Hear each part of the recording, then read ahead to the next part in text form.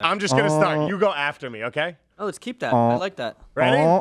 From New York. Stop talking. Everyone stop talking. Does he do the aw thing first? Yeah. He does? You guys, everyone stop talking. From Yes. New York. You guys, Andre's about to have an aneurysm. From New York. New York. This is Extra Time driven by Continental. Welcome, everybody, to Extra Time, driven by Continental from the AT&T studios. That is Susannah Collins, who's already laughing. Bobby Warshaw is ready to go. Calen Carr seems very locked in and ready for what's going to be a phenomenal show. We've got a ton to cover. We've got Open Cup games from Wednesday night. We've got MLS coming up this weekend, a ton of rivalry games, transfer rumors, transfers that have happened, and yet we still have to start with the biggest thing going on. From New York, New York.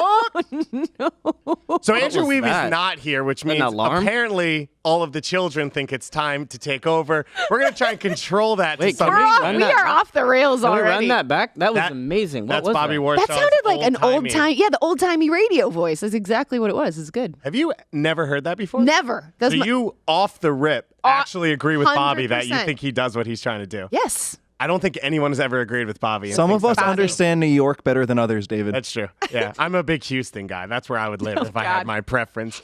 But getting back to what we actually wanted to talk about, let's start with the U.S. Women's National Team winning, of course, their fourth star. They had a parade in what city?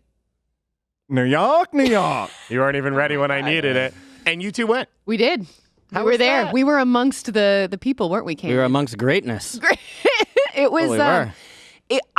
I knew there was going to be a great turnout for this parade, but it was literally like 10 people deep on the streets of New York. And it's just, and like when you see little boys wearing Megan Rapinoe jerseys, like it just warms my heart. It was so that was awesome. me. It was, it literally was Calen. But we were kind of super fanning a little bit. Yeah. When the floats came by, like I kind of like freaked out a little bit. Like, I was like, oh my God, Ashlyn Harris, who I am completely obsessed with, by the way. Her and Rose Lavelle. You were doing an IG takeover. I was doing You were an IG. attempting to imitate what Ashlyn Harris has done. There is excellent. number one. How in the hell are these ladies still even like I don't know. upright? Yeah. Because they have been They're on in LA. a straight like 3-day bender. They're at the ESPYs. but I they're watched them in the professional. morning. Like, they They're in the probably ESPYs haven't that had a night. drink in like 2 months, leading Yeah, up to that's this. true. And then like to be able to still stand What and if we party found that out hard. that they actually went through the entire World Cup drunk? I and mean, they're just that heroes. good. Then they're even bigger heroes.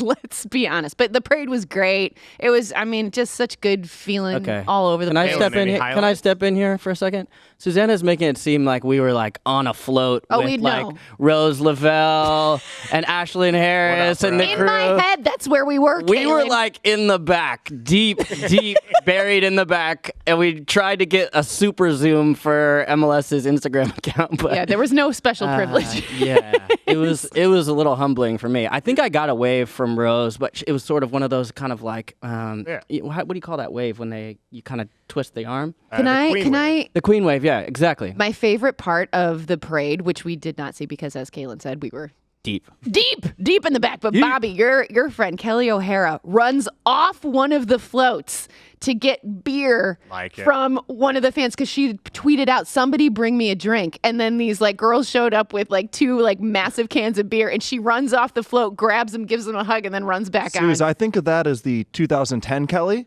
and I'll tell you, it's something. 2010 Kelly O'Hara that is stand a for sight to behold. excellence? It was awesome. Wasn't she a striker back then? She won the Herman as a winger. Okay, I think I remember that. But moving to Christian outside Press? back is bad. Don't do it. Don't Yeah, do yeah. it. Yeah. But A yeah. little reasoning there for Bobby.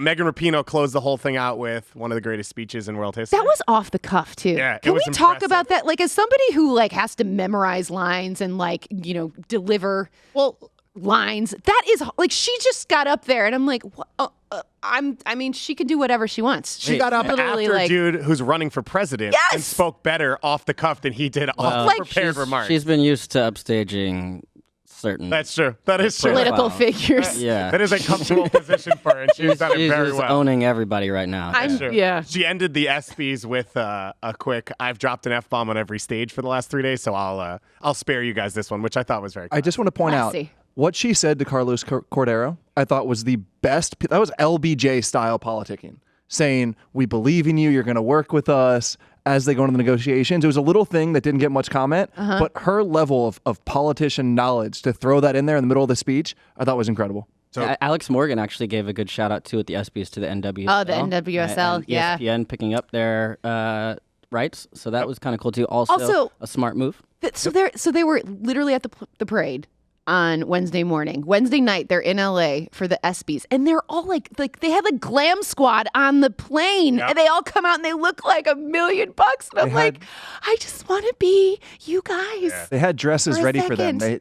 Somebody picked out a bunch of outfits. They got to walk through, pick their outfit before they got on the flight. This is a dream. It's a dream. Honestly, I want to be all of them. Yes, winning the World Cup looks really it does. Also, if you're going to win something where you want to pop champagne, you might as well do it in France.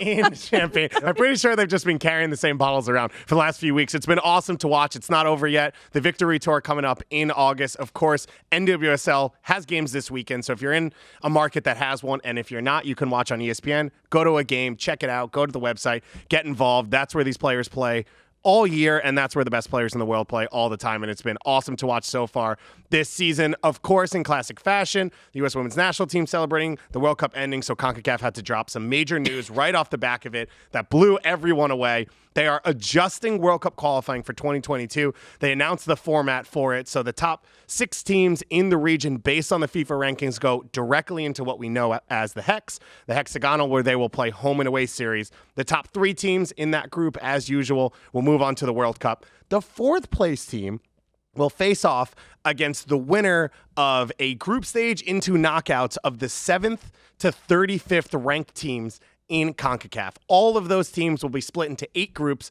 The winners of those groups will go into 2-legged knockouts up and up and up until the one winner will face off against the 4th place team from the Hex. That winner will face off in an intercontinental playoff to get to the World Speaking Cup. of doing this off the cuff. My There Lord. was no prompter or nothing for that? You guys, I'm CONCACAF TID. Did you write the press release? The amount of information that just came out of your mouth in like a 90-second span was astonishing. Okay, so I comprehended none of that. So can you please explain what this really means? Kalen's still drunk. So what it means is it used to be that you started with the lowest teams in CONCACAF, and they would play a few knockouts to get to the stage where Mexico, U.S., the bigger teams would join, Costa Rica. Then they would play a small group stage, and the winners of those group stage would go into what we know as the Hex. The Hex decided the winner. The U.S. lost in the Hex in the last qualifier. Now, the Hex is already decided. No one's qualifying for the Hex. It's based off your FIFA rankings. The top 6 teams automatically go in there. They will play the Hex as they always do. The top 3 teams, as usual, will go to the World Cup. The 4th place team now will face off against the team coming out of, I guess what you could call a different tournament of qualifying that all the lower teams are in. They'll play group stage, and then out of the top winners of the group stage, they'll all start playing each other till they get a winner of that, and that is an additional playoff game. Wow. And we should add the top 6 are determined by FIFA ranking. Yeah, so now... Is this fair? Do you think it's fair? That's the question that everyone's asking. Yeah. So everyone... We'll have more time to talk about this on Thursday when we can digest it. Oh, sorry, Monday, because it is Thursday. So everyone send us your emails what you think. We've already gotten a few Canadian fans who are PO'd. Yeah. Canada right now is 9th or 8th? 8th, I believe. So Panama is the first team out as 7th. It's Canada and then Curacao, I think, are 1 spot apart. El Salvador is the 6th team right now to get in. So those are, and then you've got USA, Mexico, Costa Rica.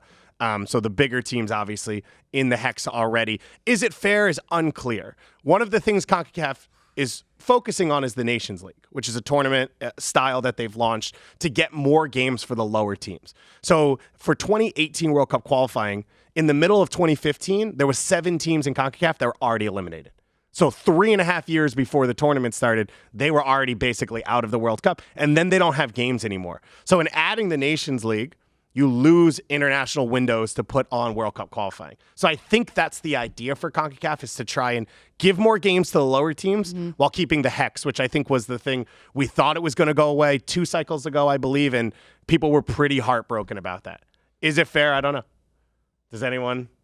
Well, it adds a little bit of extra swerve to the friendlies, because now you have to, a little bit like basketball or college soccer teams have to pick their preseason games for RPI. College football, too. College football have to pick games for RPI and rankings. Now you'll see Canada, you'll see Honduras and El Salvador pick their friendlies very strategically to maximize the potential points they can get in those FIFA rankings. So it'll be interesting to see how this all shakes out. It also means these Nation Leagues games are massive. Canada plays the U.S. in Nations League this fall. That is a big game to get points to try and jump up over the other teams. El Salvador currently sitting 6th. A lot of people complaining about that. They've beaten Haiti. They've beaten Canada. They've knocked off Cuba. They've played teams in CONCACAF. They beat Peru as well over the last year to earn that spot. They almost got out of the group stage as well in this Gold Cup. So we'll see what happens there. Let us know what you think at Extra Time.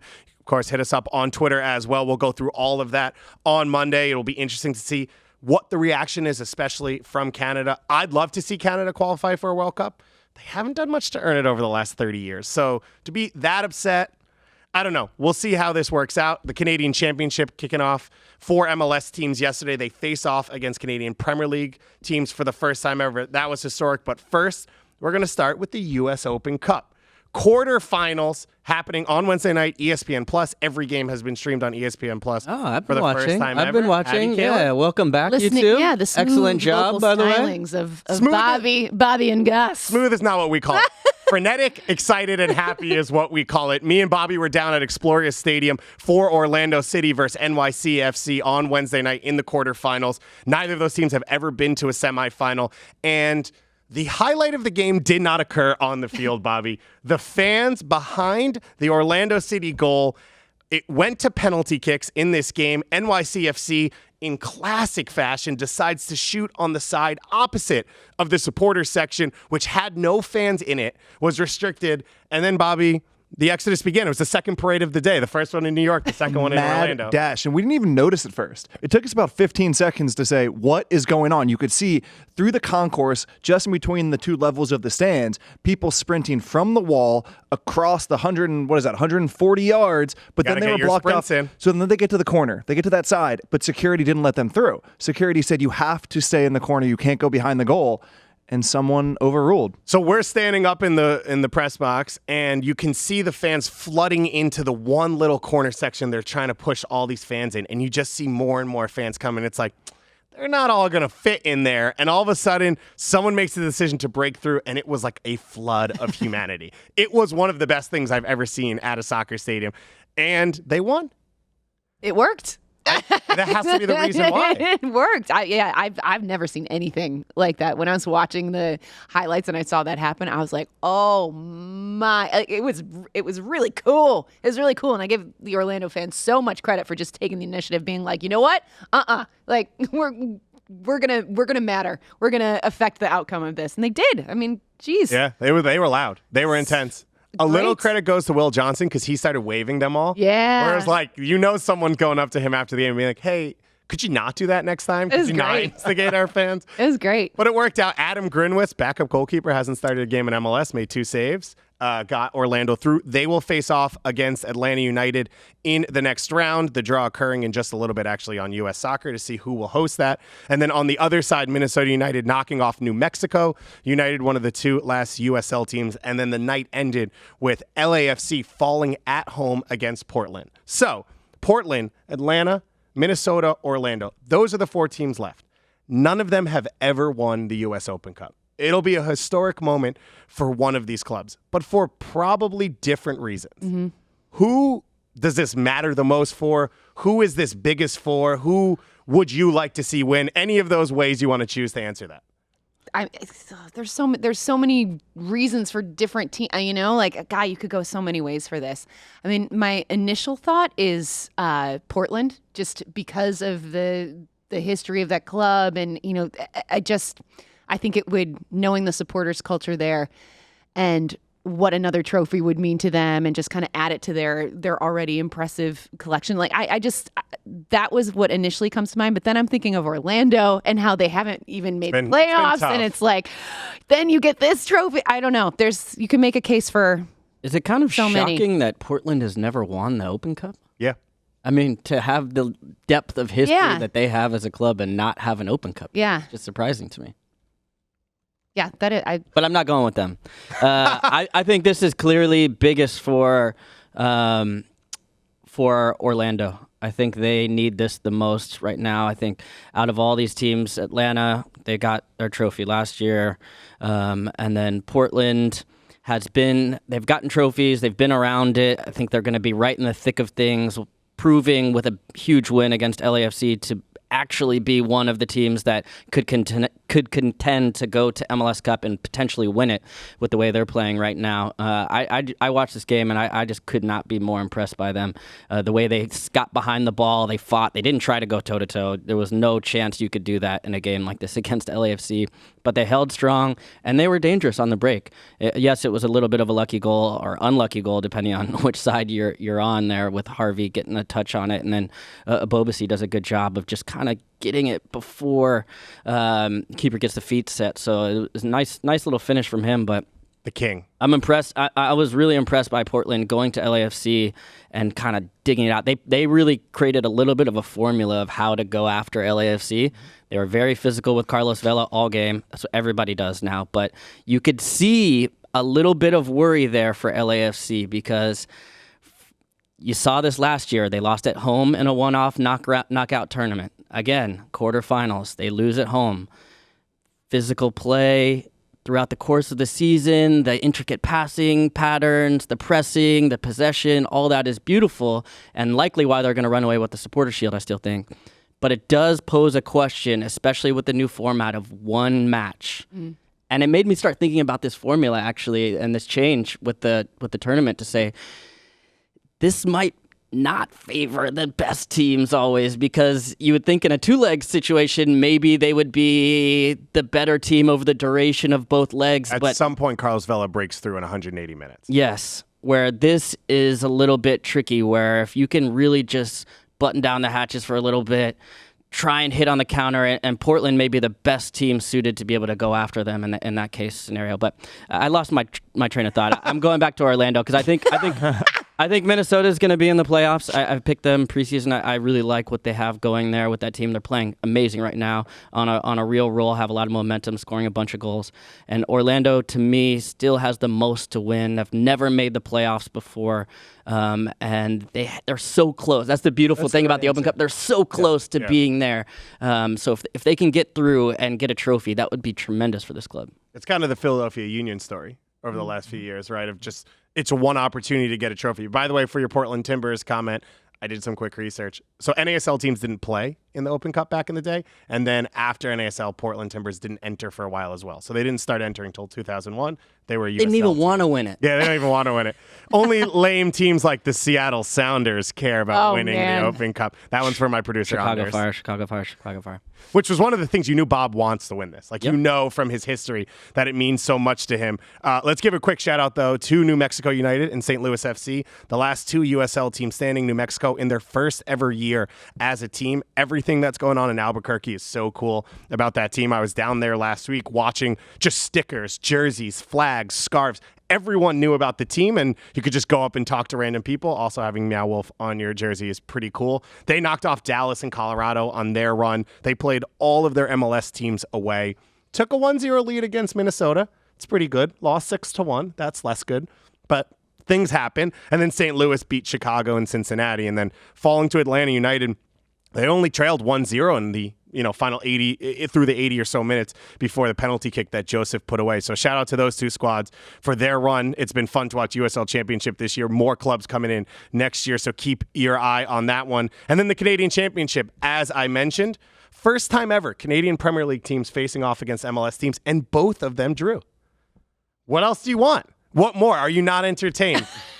Montreal and Vancouver in that one facing off against the York 9. I don't know if the word "the" goes in front of that. I don't think it does. York 9. Ryan Telfer, another screamer. That man scores goals. And then Cavalry FC drawing against Vancouver. That was the first leg of the third round because we've already gone through CONCACAF qualifying and Open Cup. So if I could just get one more format in here for you guys, that sounds really entertaining for everyone. So it was a historic moment. It was pretty cool up in Canada, down here in the U.S. I already mentioned it. The Philadelphia Union, a ton of history in the Open Cup. Jim Curtin, who's won this trophy, I believe you were alongside him? Yes, for one of them. He's got two, though. How does he party after? Is he Megan Rapinoe style, Ashlyn Harris? He just got a contract extension, so you can say anything. There was no Instagram at the time, so we're going to leave it a mystery. Well, let's go to the man himself, Jim Curtin, down in Philadelphia for our AT&T call to the field. Coming off that contract extension, Jim, how does job security feel? Does this mean you can just spout off and say whatever you want right now? First of all, thanks for having me, David, Calen, and Bobby. I think I maybe owe a percentage to Bobby because he's supported us, and actually Calen as well through the years. But no, I owe a ton to the players. They've had a great, first 20 games of the season and still have a lot of work to do. But obviously, a lot of the credit obviously goes to them. So just so you know, all money that goes through Bobby Warshaw cycled through my LLC. So I'll get you that information when we're done. Let's talk, though, about how this went down. Of course, this whole year you're working under Ernst Tanner. You come into the year on a one-year deal. When did he approach you about the extension? What was the conversation? What was the reasoning? Well, look, I think if you have to almost rewind to, when Ernie took the job at US Soccer, there was obviously a big transition at our club. And timing-wise, Ernst came in midway through what was a good, 50-point year for us last year. But fairly, we didn't know each other perfectly. They're still getting used to each other. So, again, when he was here for the second half of last year, a good relationship had formed, but at the same time, I was understanding in that all he could do was prolong the contract for one season, which was unfortunate timing. But at the same time, at the end of the day, all of us coaches, head coaches in Major League Soccer are interim coaches because we have pressure every day to prove ourselves. So it can be over quickly, and I respected that. And Ernst and I had a relationship dating back to, a long time ago when I visited the Hoffenheim's youth academy and learned under some of their coaches. So I knew him. The relationship kind of evolved. We finished the season decent last year with 50 points and then have started this year good. Not perfect, but in a pretty good way and are in a good spot in the table. And Ernst, I'm very grateful for him, for recognizing now that the players have put in a lot of hard work. Our staff has put in a lot of hard work, and now doing it at this point of the year where now it's behind me, I can have peace of mind and focus on the most important thing, which is us making a run in the playoffs. Jim, you mentioned that every professional coach is basically working on a one-day contract, but what is it like from a human experience to actually be on that one-year deal? Does it feel different than some of the other circumstances? It's hard. Yeah, look, I can't, I'm not going to lie on that and say it's an easy situation. Obviously, I have 3 children. I have families. I'm from the city of Philadelphia, so I maybe wanted it more and then have less likelihood to chase other opportunities. So I really wanted to be here.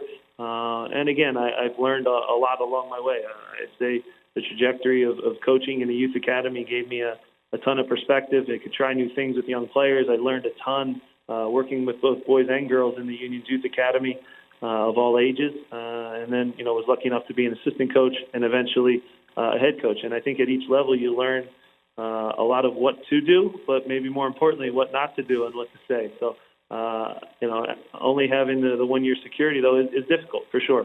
So now with this commitment, I can kind of I've always had an eye, especially with the club's philosophy on the future. I couldn't let that 1 year kind of make me change who I am as a coach. And I'm a coach that believes in young players from our academy.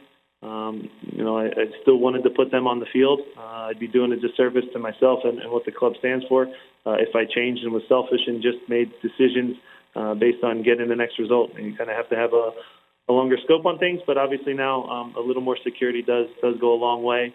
And again, I want to repay that security to Ernst, to Mr. Sugarman, the owner, and everybody else as we move forward now the rest of the season. And you said that you didn't want to change in this 1 year, but you kind of had to change. The club's philosophy changed when Ernst Tanner arrived. What has that process been like, going from the way you played for your first few years in charge to now how Ernst Tanner wants you to play? So yeah, I would say that soccer-wise, I think I learned and maybe still learn new things that I was a believer in as well. I think everybody wants to press.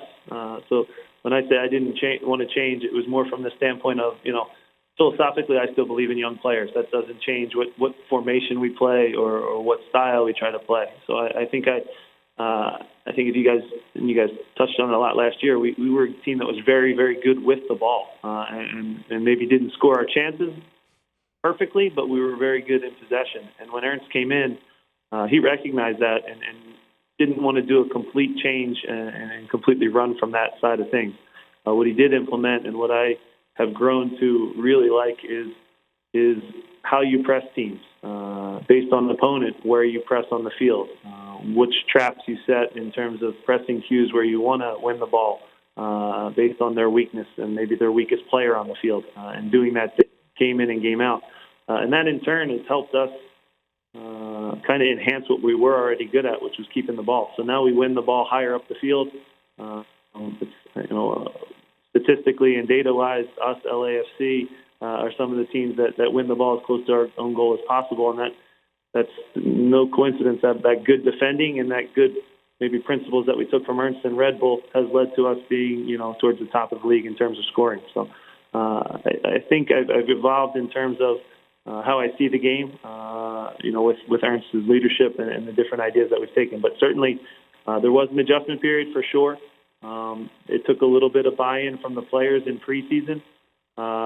In terms of, why are we changing what we were already good at? We were really good with the ball, and it seems like now we're just focusing only on defending and pressing. But once we had some success, with success comes that buy-in from the players. And I can actually point to the moment where they had the full buy-in. It was actually in a preseason game, which everybody will joke and say preseason games don't mean anything. But in this instance, it did, because we pressed Red Bull very high and beat them. It wound up being 3-1 in the preseason, but it was a comfortable 3-1, and the guys kind of clicked and said, hey, this is real, this works, and it benefits all of us. Jim, I want to ask you a little bit more about what you said about the philosophy of playing young players, because you guys have become in the top tier of developing homegrowns, helping them take the next step of their career. What have you done well in that, and what do you think you could actually do a little bit better moving forward? Yeah, so I think what we've done well as a club is we have relationships all through from our academy to our Bethlehem Steel team and to our first team. So, for example, Brendan Burke and I have a very good working relationship. We're in constant contact. They train with us every day. I used to coach in the academy. I have a lot of good friendships and relationships there. For example, Fred just trained with our first team today and took parts of our session. Fred, a former MLS player that's now coaching in the youth academy. So we have that interaction constantly.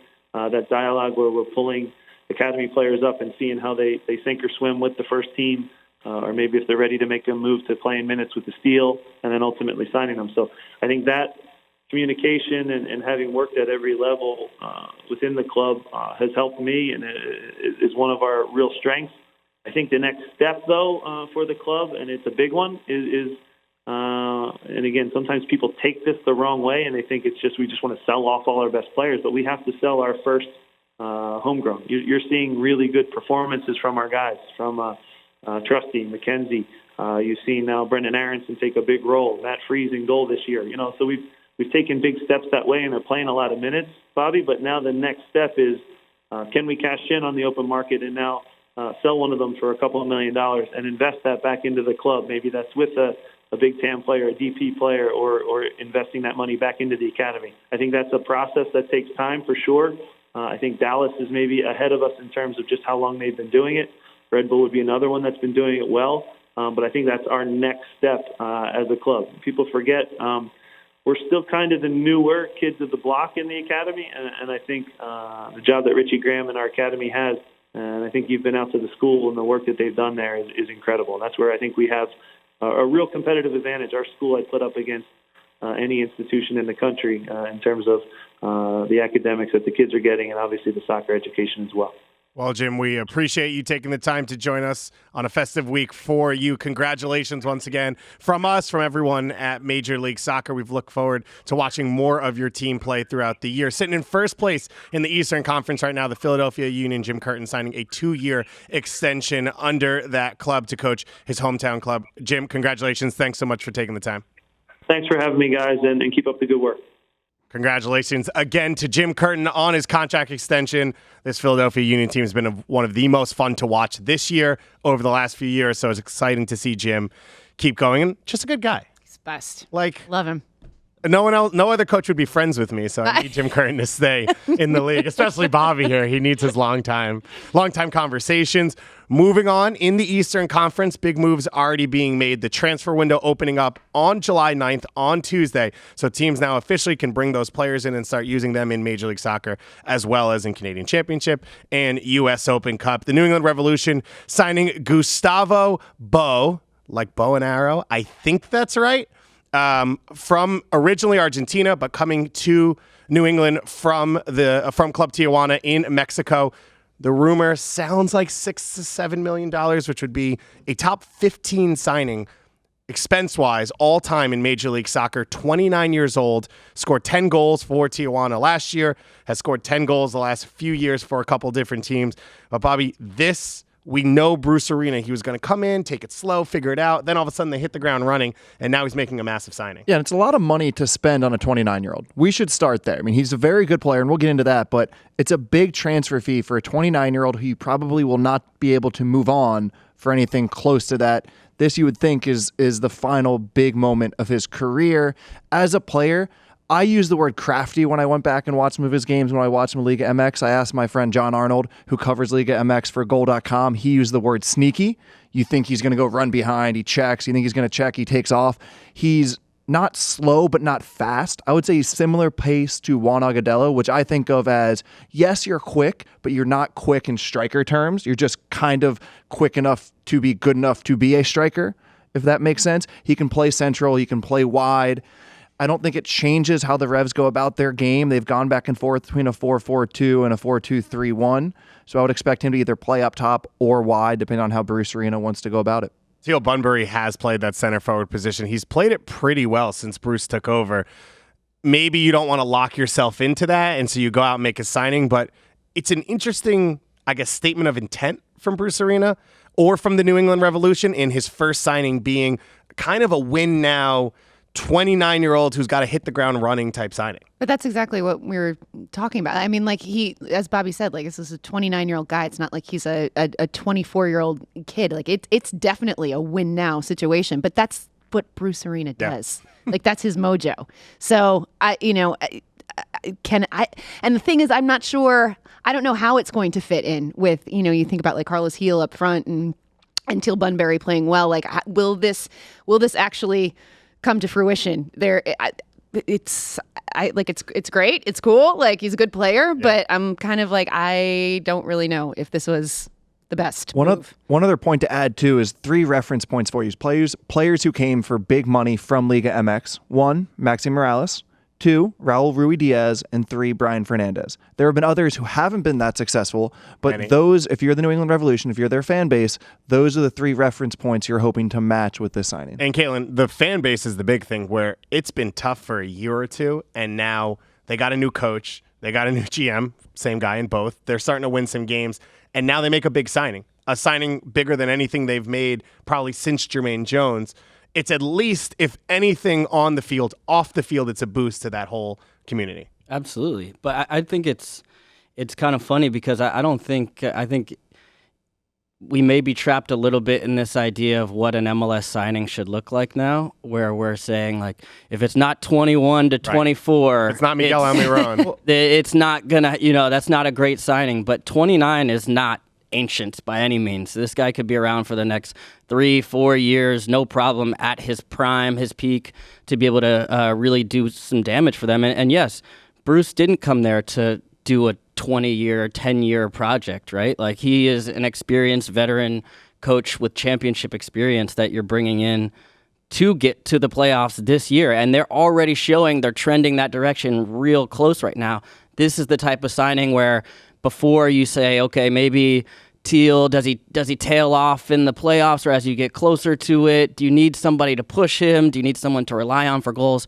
We've seen Portland go out and make a big signing to be able to get a top player from Liga MX. I've seen the way it's been able to transform them from a team that was struggling. Yes, I know they're on the road in the beginning of the season, to now being a team that can really do some damage against LAFC and the likes of the West. I think this is the type of signing where it says maybe the Revs are more serious than we realized, or than we thought about just flirting with the playoffs, but a little bit more of a statement of intent that they want to do some damage. 1 point out of the playoffs right now for New England. They haven't lost the game since May 6th. It's now July 11th. So that's 2 months, obviously with some international break in there, as well as an Open Cup loss. But that's 2 months where they've been good basically the entire reign of Bruce Arena, and then on top of that now making a big signing. I just want to add to what Calen said about the trending age of these signings. You're right. It doesn't have to be a Miguel Almirón signing, but I will say if you go to pretty much any league, any team in the world, and that team or a member of that league were to make its most expensive signing in league history for a 29-year-old, and I think of a Robin Van Persie, I think of for Arsenal Aubameyang. These players will come in clearly in their prime, soon probably going to peak their prime. In world football, that's considered very risky. So I don't dislike the move, but anywhere you go, there's going to be questions about having your biggest money signing on a player 29 to 30 will have question marks. Well, Calen, just to make you happy, we're going to do good idea, bad idea now on a couple of rumors, a couple of signings. And we'll start off with a 22-year-old. Ooh. Nice. How's that feel, Calen? What club is he going to? Toronto FC, Erickson Gallardo, a winger from Zamora in Venezuela. He has played over 110 games for Zamora, 11 goals, 19 assists, 1 cap in February for the Venezuelan national team. This was the TAM winger we've been hearing about basically since they got Pozuelo. They kept saying, there's one more move, maybe 2 more moves coming.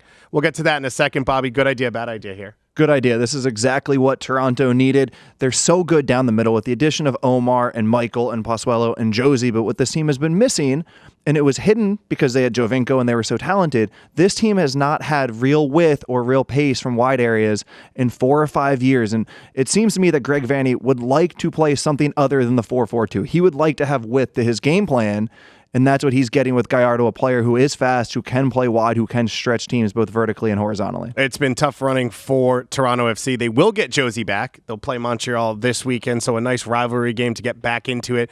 You get Josie back. Maybe you get some speed on the wings. They just traded with the Columbus Crew, by the way. Tim Bezbatchenko and Ollie Curtis, very friendly, still getting things done. I'm impressed by the maturity of that, to leave and then still work together. I think they're taking what Megan Rapinoe said, and we're all building each other up rather than pulling each other down. Not like you, Calen. I don't believe in your build-up ability. Patrick Mullins is headed to Toronto FC in exchange for Jordan Hamilton, and then Crew will pay a little bit of Mullins' contract as well on the back of this. And the Columbus Crew will get the right of first refusal to a player who is unknown. This is very baseball-y. I will tell you, I reached out to my sources with Toronto FC.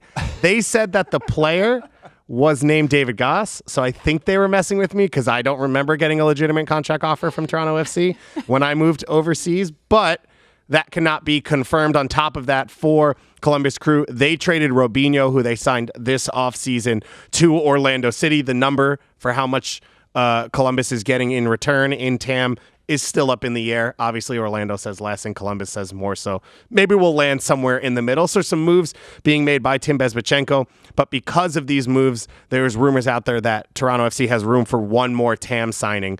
Let's stick to wingers, Bobby. We've heard these rumors about Pavon from Boca Juniors to the LA Galaxy. Argentine sources are saying it's like right on the line.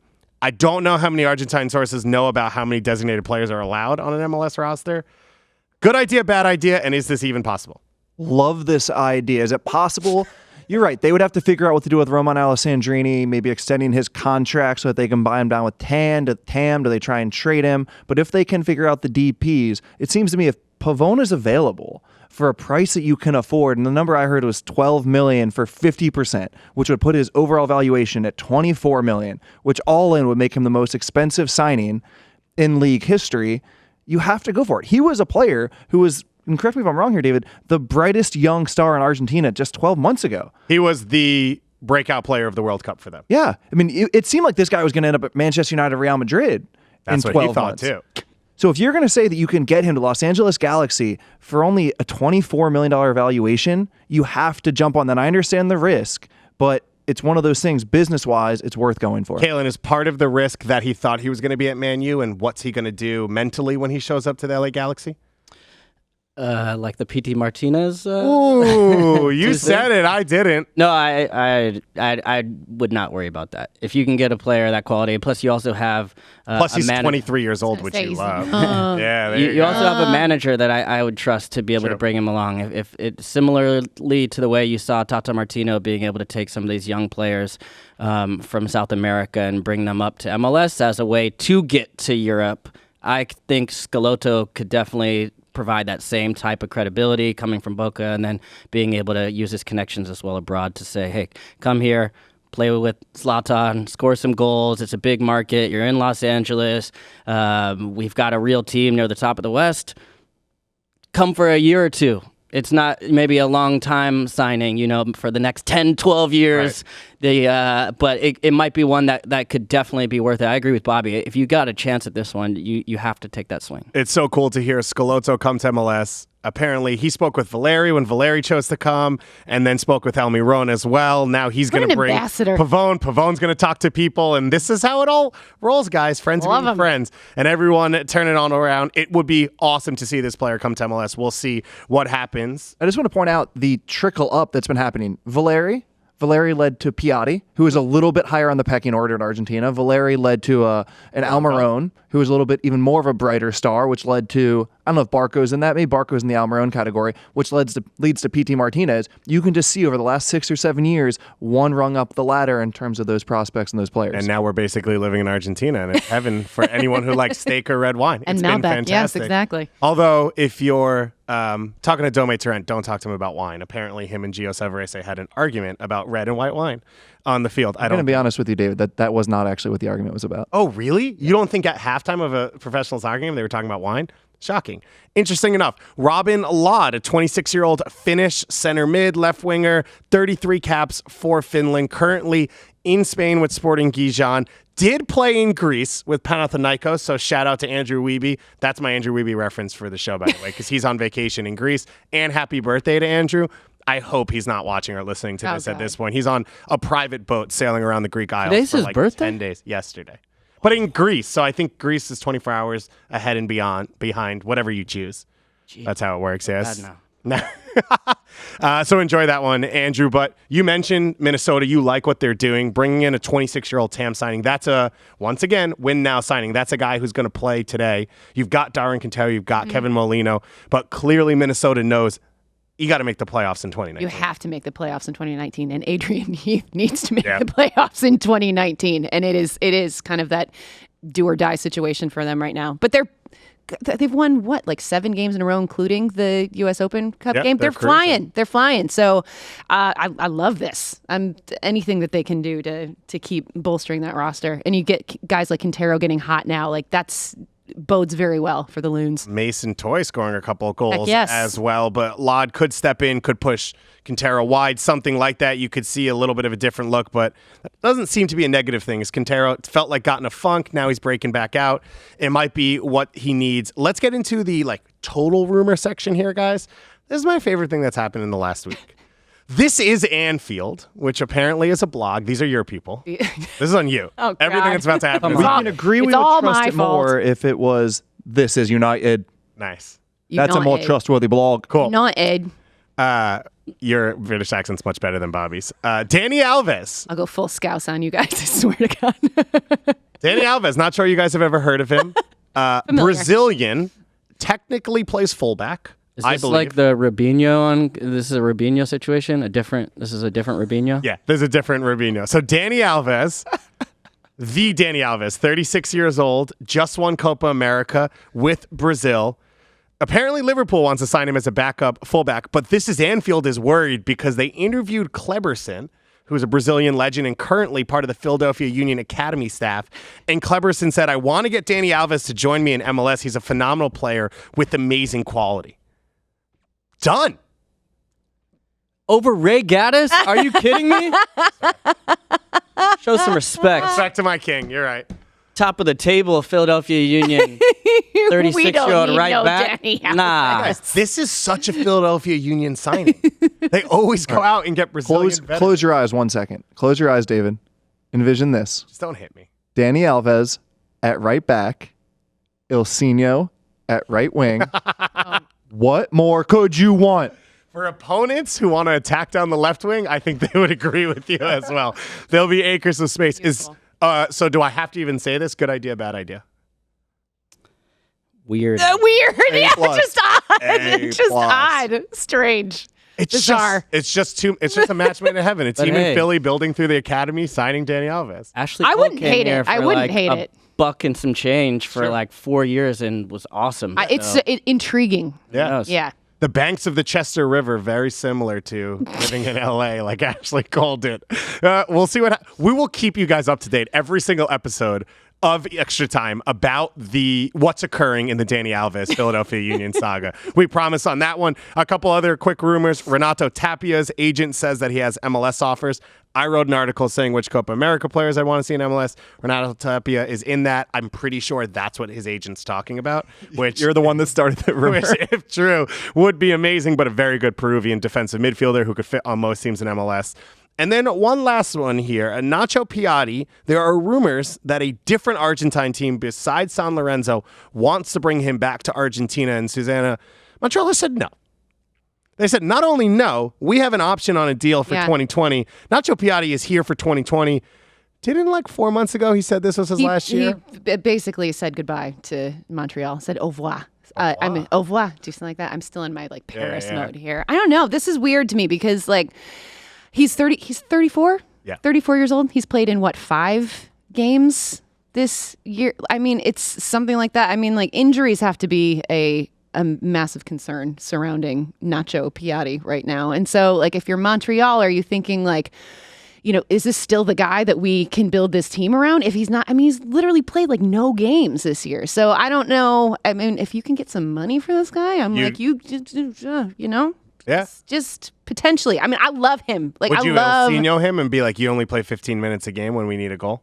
There you go. That's the move. Probably makes a little. That's the money move. for that. But let me just put it out there. I love Nacho Piatti. I love him when he's healthy and when he's playing. Yeah, he's been the heart of that team, but as you 100%. said, he's not on that team He's right not now. on that team. He hasn't been on this team all season. So if they can get something for him, maybe it makes more sense. Arch Bell, who's a legend as well, you should follow him on Twitter. He says that Deportivo La Coruña is currently monitoring Samuel Piet. Piet played in their academy and on their B team for a number of years. It would probably be a pretty big blow for Montreal to lose both of those guys in one window, but we'll see what happens. Some other rumors going on. SKC looking at a left back. FC Cincinnati looking at probably 12 players across the field to play all 11 positions, but unsure on that one.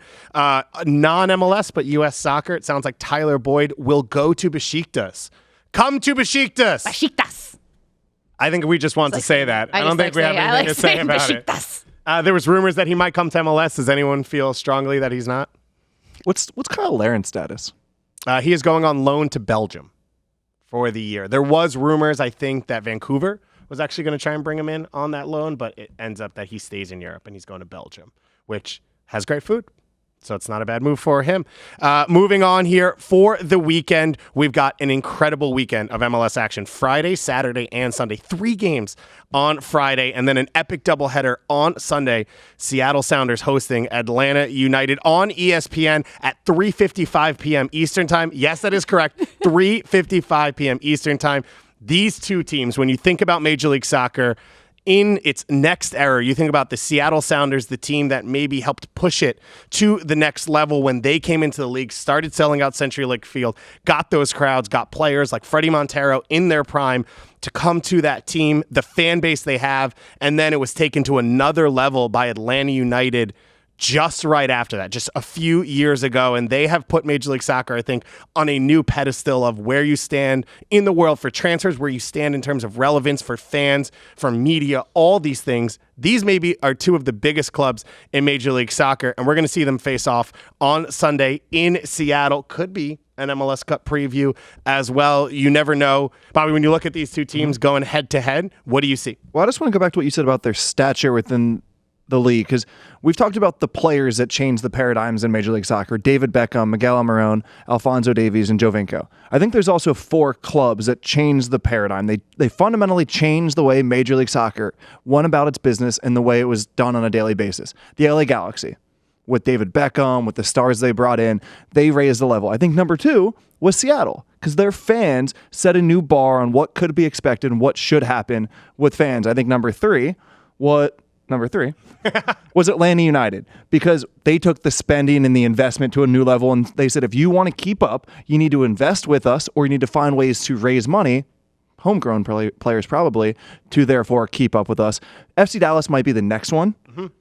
With their homegrowns, maybe LAFC are the next one with the way they play the game. But yeah, these are the 2 teams who have most recently changed the paradigm and changed the way Major League Soccer went about its day-to-day function. Bobby's also, I keep being the old head on this. I feel like Calen's so upset right now. I feel like the old head always, but how do you not have a list with DC United as the number 1 team? That's the team that started with a dynasty in MLS. You're right. I just don't know if you can change a paradigm when you were the first ever. That was just was just the league as we knew the paradigm. How about that? That's fair. I'm perfectly okay with that. That's a good shout. One of the players, you mentioned 5 players that have changed the league. It seemed like one of them could be P.T. Martinez when he came in this offseason. In his prime, was voted South American Player of the Year. That's called a Jovinko, but continue. Okay, but he was. But did Jovinko win South American Player of the Year? No, but continue. Because it's not South American. Very good point, Bobby. I agree with you on that one. P.T. Martinez, though, taken off early against the New York Red Bulls last weekend, and then Frank de Boer said, I want 11 men who work hard, not 10 or 9 or 8 men. Everybody has to work, especially in these types of games. These are very difficult games. We had to win those duels. Coming off the back of that, there was rumors that maybe P.T. Martinez wasn't in the right place, and maybe Atlanta United, after all the investment, after locking him in as the guy who was going to replace Almiron, he was going to go out on loan. It's since been denied by Frank de Boer. P.T. Martinez, supposed to be your star player, going out on loan, not something we really see in Major League Soccer. What's your thoughts there? You can't send him out on loan. If you did your due diligence, and we think that they did, we think that Darren Eales and Carlos Bocanegra are good at their jobs, and they knew that they believed in his ability as a player. They knew that he fit in with what they were trying to do at that club. Maybe it wasn't Frank de Boer, and that's another conversation and the way de Boer wants to play. But if you believe that this player you have is talented and he can fit into what your club wants to be, you have to make these purchases. When you bring a player, as I say over and over, to a new country, to a new continent, to a new team, to a new language, and you totally uplift their life into a new situation, you have to do so with an acknowledgement that it's going to take time to adjust, that they won't hit the ground running. Miguel Almiron was amazing. Brian Fernandez, amazing. They are the outliers in the history of the way this goes down. If you're going to make that purchase, you need to make that purchase with the understanding and with the acceptance and the patience that it's going to take some time. So I don't know how you put all this money and all this investment into a player and not acknowledge that there needs to be a grace period to them settling into their new life. I think the grace period thing is fair to a certain extent, because it's not like P.T. Martinez was coming over to, I don't know, like a club that, was very isolated. Atlanta's a big city. They have these state-of-the-art training facilities. It's this gorgeous new stadium. When the personal life adjustments seem to take focus over the play on the field, that's when I have a question. I'm like, is this guy a head case? Like, is this a case where, in some ways I'm kind of like, are Carlos Bocanegra and Darren Eales just afraid to be like, you know what? Maybe we made a mistake and maybe this just wasn't the right fit. And I don't, no harm, no foul there. Yeah, it's a lot of money, but like sometimes that just happens. But I'm more concerned that like P.T. Martinez has had 6 months to kind of figure this out. And, he did score a lovely goal, kind of, turned it around for the moment. But I just wonder if I have a problem when soccer's supposed to be the common denominator, right? The thing that like you go back to and you have all these life adjustments and you get married and it's a new city and it's a new culture. Like if you can't figure it out, I just worry about like where his head is actually at and is that ultimately going to be a problem? And will he ever fit? Will it ever work out? And if you send him out on loan and it doesn't go well, right? He loses value. Now you got to bring him back. What are you going to do with him? And it becomes something that's around the club's neck for a little while. So you make a very good point. That game for Seattle and Atlanta United will be followed up directly with the New York Derby, which should be a good one at Red Bull Arena. This time, that one on Fox Sports 1. The whole weekend gets started with a triple header on Friday night. DC United versus the New England Revolution on ESPN. And then a double header on Unimas and Twitter. Houston versus LAFC. and the Cali Classico. That one at 11 p.m. What's up, Calen? What do you mean? I was just bringing the old head back into the show for a moment. Because Can I go back to this PT Martinez thing? You could go back to anything you want. Okay, cool. You have carte blanche. Well, I think DeBoer is in a tough spot because he needs to stick with his player, right? And for all the reasons you mentioned, and I think a loan doesn't make any sense. I think DeBoer came out and said it was ridiculous. They weren't going to do that. But the problem is that having him on the field is clearly not working right now. And at times it's becoming a liability. And I think DeBoer has been pretty honest. I think he's very honest sometimes to a fault. And yes, sometimes it gets a little bit lost in translation. But I think the core of it is there, that the work rate is not there. That's one thing that doesn't mistranslate. Right. And so the problem is that you need to kind of play him to get through this, or to see if you can get more out of him and get him past this point. And this whole time they've been basically saying, give him time. They've been trying to give him confidence. Even when he scored in this game against St. Louis, the whole team comes around him because they're just like, yes, BT, come on, buddy, you can do this, but he's a liability at times, and you have, especially in the middle of the pitch, because now he's not playing on the wing. They didn't suit him out there, and you play in the middle of the pitch. You play against that team. That game against Red Bull is a perfect example. That's a street fight, and at times you have to be up for it. Miguel Almiron was always up for it. Never questioned the work rate, track back, of course, the quality. But this is a little bit of, when you look at PT and then you look at Barco, who for me has also been underwhelming. I don't rate either of them as all-stars this year. And I know they have quality and pedigree and potential, but it hasn't been there yet. And that just shows how difficult it is to get this one exactly right, and how special, to me, Miguel Almiron was. Yeah. Do they have to play PT Martinez? You could have said the same thing about Ezequiel Barco last year. I mean, you'll appreciate this more than anyone. Isn't it still mind-blowing that Atlanta United won MLS Cup with the most expensive player, an 8-figure player, on the bench?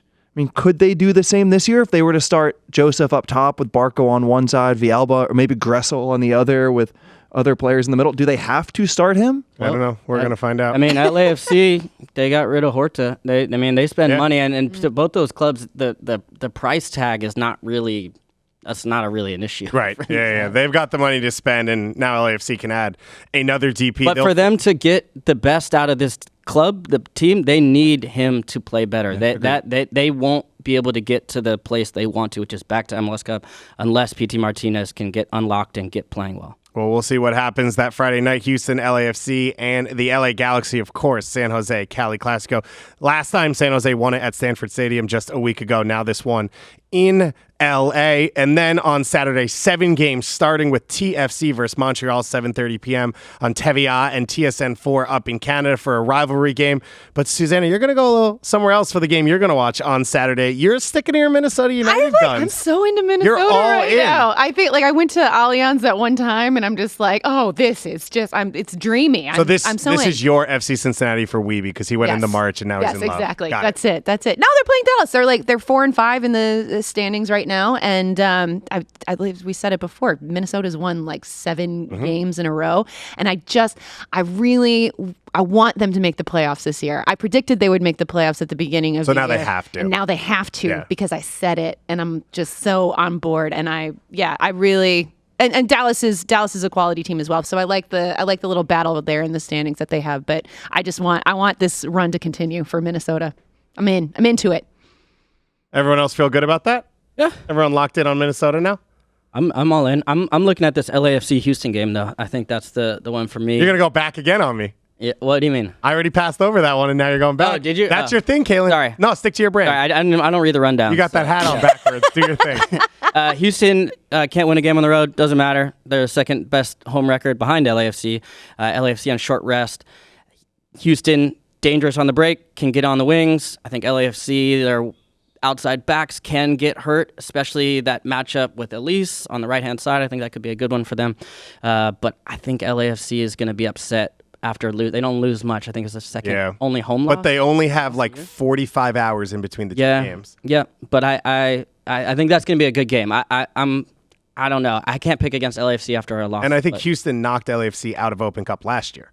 Did they? As well. I believe so, in a similar round, quarterfinal, semifinal, something like that. It should be a good one. The whole weekend's going to be phenomenal. Sunday, you can get it started here on MLSsoccer.com. Matchday Central, these three will be on the show starting at 3:30. I'll be out at Red Bull Arena. So if you're out there for either side, let me know. I'll be the one searching around for arepas or kebabs or anything else that's being cooked out in the parking lot. And if you're making stuff, invite me because I'll come eat your food as well. I love that in Orlando, somebody went out of their way to send you a hummus place recommendation. But it was at 10 p.m. and then we left at 6 a.m. the next morning. But I'm going back for All-Star, and we will all be there for All-Star. We're excited about that. Skill Challenge homegrown game coming up as well. We'll talk about that next week. Thank you to Jim Curtin for taking the time to join us. Thank you to you three for being here. Thank you to Andrew Wiebe for not being here. Sometimes a negative is a plus. You never know what's going to happen. And thanks to Addition our by producer, subtraction. Anders, as well. Have a great weekend, everyone. Enjoy your soccer. We'll be right